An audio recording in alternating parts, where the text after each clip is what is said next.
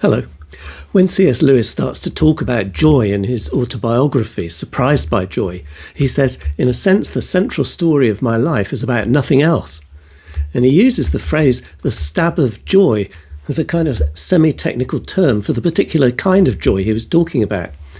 And when he says it must have the stab, the pang, the inconsolable longing, you might not think he was even talking about joy, but it was a very particular joy, marked by this underlying pang of longing, a sort of bittersweet desire. And this language of the stab of joy comes again and again in the autobiography, and it pops up in other places too. It's in Prince Caspian, published just a few years before the autobiography.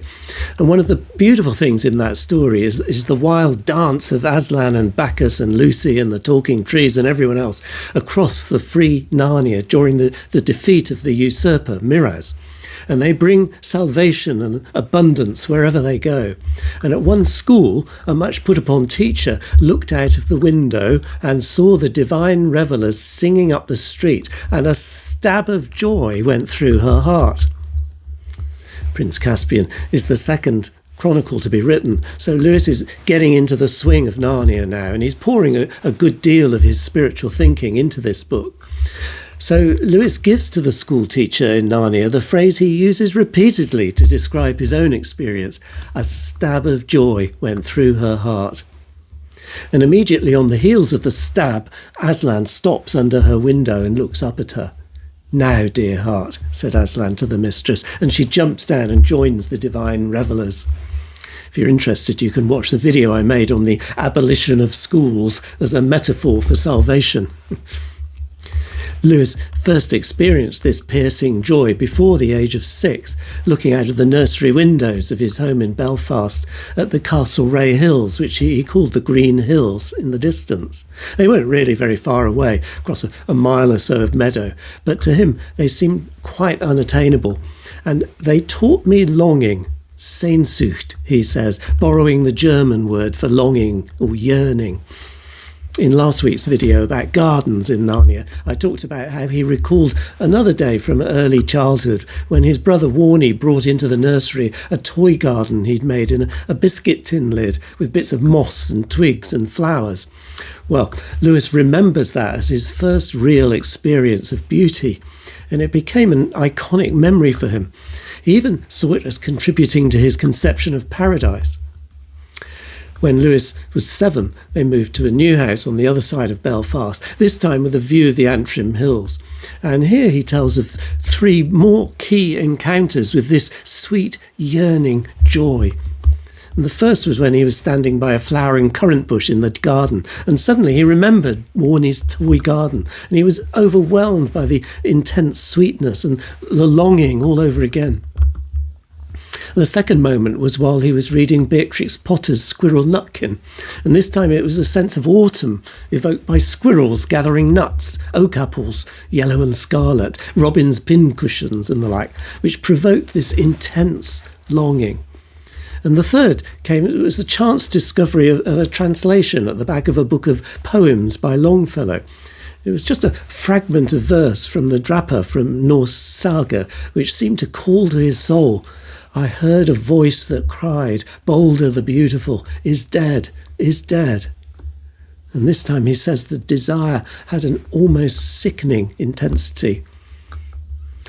These moments vanished completely from his life in his later boyhood, which is a barren period in many ways, beginning when he went to the dreadful boarding school, Wynyard, in 1908. But they reappeared years later. Aged 12 in 1911, he went to a prep school in Malvern, and it was there that he encountered once again what he called the stabs of joy. Chapter 5 in Surprised by Joy describes it all as like a renaissance of his imagination, triggered by seeing in an advertisement in a magazine left lying in the schoolroom the title Siegfried and the Twilight of the Gods, together with the illustration by Arthur Rackham. And the overwhelming feeling that this evoked was almost like heartbreak, he said, the memory of joy itself. This new beginning for him was nurtured by several happy discoveries along the way. He came across a synopsis of Wagner's Ring Cycle, the operas based on Norse sagas. And then there was the Ride of the Valkyrie that happened to be playing in a shop that he went into during the holidays. And he started spending his pocket money on records of Wagner operas. And it was the heroic drama and the Norse atmosphere that he loved, the northernness, he called it. The same summer, he was on holiday at his cousin's near Dublin, and on the drawing room table he found, of all things, a copy of the actual book, Siegfried and the Twilight of the Gods, with the illustrations by Arthur Rackham. And he went on to buy his own copy, and he read everything he could of Norse mythology. And from these books, he says, again and again I received the stab of joy. And all of this was forming a kind of parallel imaginative life to the rest of his education, which was rather dismal. In 1914, while he was at home in Belfast, he became friends with another teenager, Arthur Greaves, who lived close by.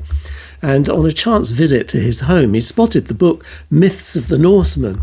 And the two of them excitedly discovered that they had a common passion for all things northern.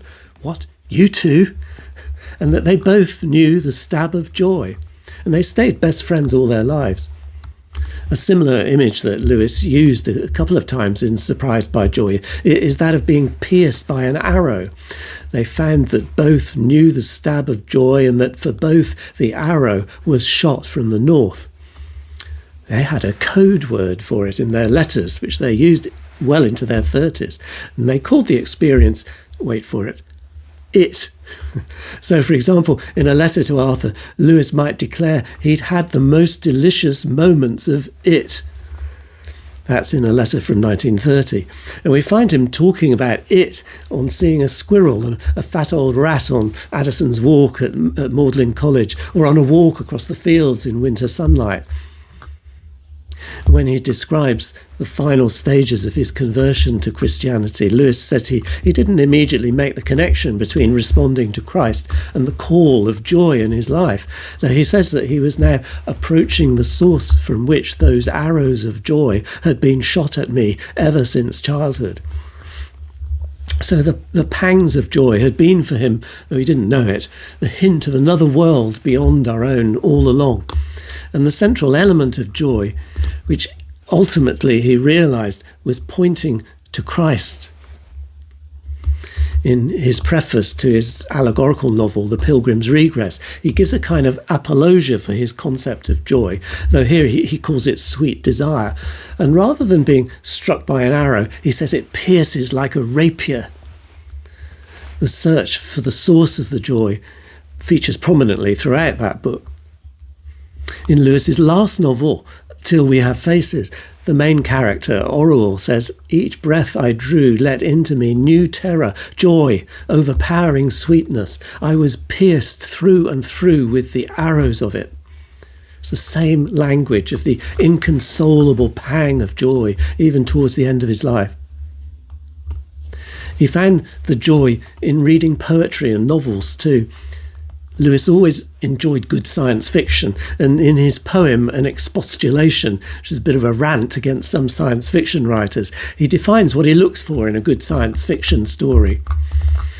And it's not just a good plot line, but the thing long, long desired, the beauty that stabs with tingling spear.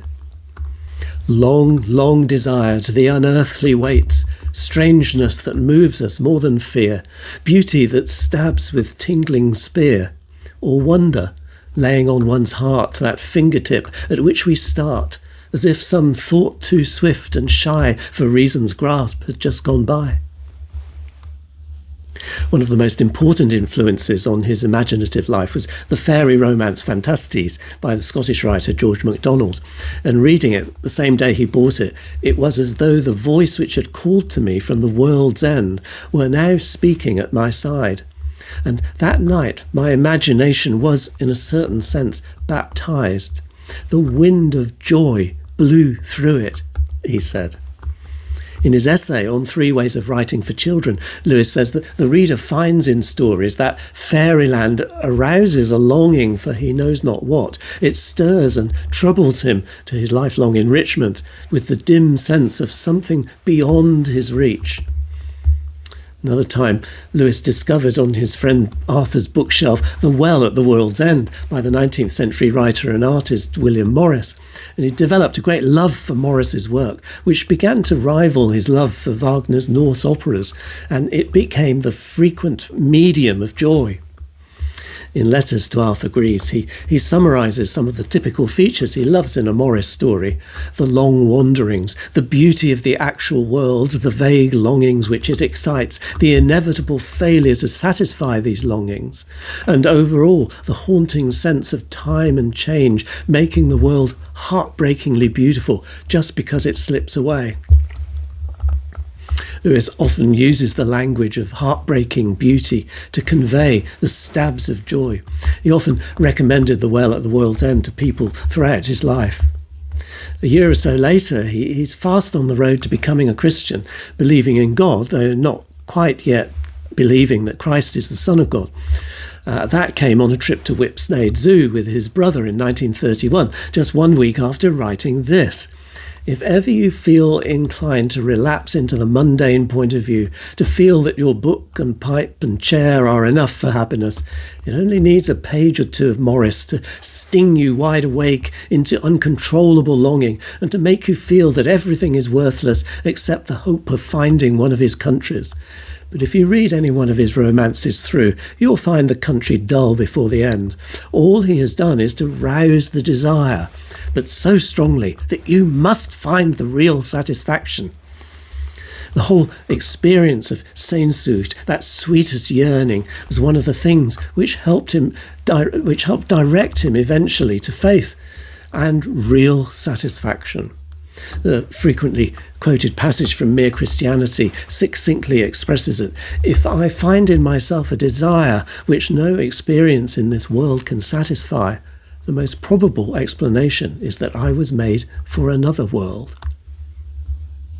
So Lewis came to see that these unforeseen and passing moments of joy, with their pang of longing, are not ends in themselves, to be sought for their own sake in the romantic poetry he so enjoyed, for instance, or anywhere else, but they were pointers to a higher reality given by grace, and he felt its call long before he became a Christian. All the same, at the end of Surprised by Joy, he downplays its ultimate importance, telling us on the very last page, joy was valuable only as a pointer to something other and outer, that is, to a person. In his famous Oxford sermon, The Weight of Glory, he explains, if we're made for heaven, the desire for our proper place will be already in us. This desire for our own far-off country, the secret which pierces with such sweetness, this desire which no natural happiness will satisfy, this joy gets attached to various objects in our lives until we realise what it is we really desire, what is the thing that will truly satisfy. We may not appreciate it yet, but we're destined, he says, to drink from the fountain of joy. We started with the stab of joy in Prince Caspian, and I'll look next week at some more of the ways the pangs of joy appear in the Narnia stories. Do like and subscribe, and thanks for watching.